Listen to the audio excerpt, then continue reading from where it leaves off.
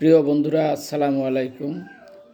আমাদের বাংলাদেশে যে পরিমাণ জাকাত আমরা বিচ্ছিন্নভাবে দেই, যদি বাংলাদেশ জামায়াত ইসলামী সরকার গঠন করে তখন আমরা রাষ্ট্রীয়ভাবে এগুলো বন্টন করতে পারবো।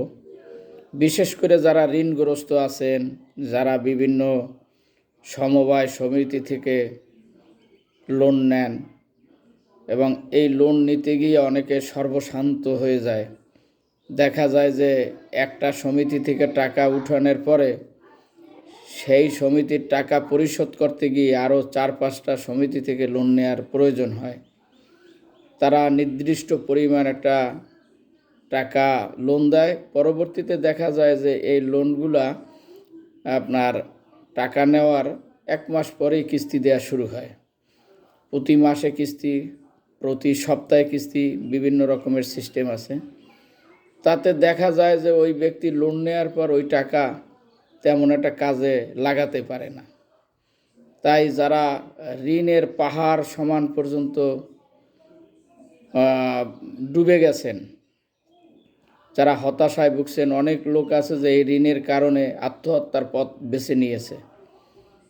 তো ইনশাল্লাহ বাংলাদেশ জামায়াত ইসলামী সরকার গঠন করলে আমাদের যে জাকাতের যে ফান্ড, জাকাত বোর্ড, এটাকে আরও শক্তিশালী করা হবে। ইনশাল্লাহ আমরা একটা ইনসাফ ভিত্তিক রাষ্ট্র তৈরি করতে পারবো।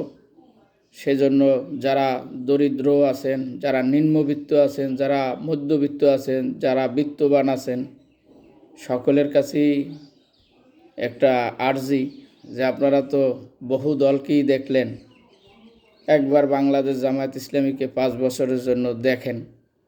যদি আমরা ব্যর্থ হই তাহলে আপনাদের কাছ থেকে ক্ষমা চেয়ে বিদায় নিয়ে যাব।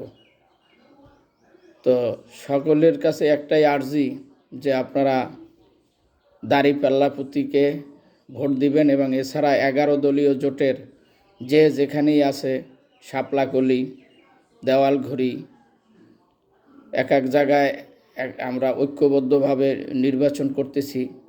যার যেখানে জনপ্রিয়তা সেখানেই তাকে জোট থেকে দেয়া হয়েছে। আপনারা জোটের প্রার্থীকে ভোট দিবেন। সকলেই ভালো থাকবেন। আসসালামু আলাইকুম।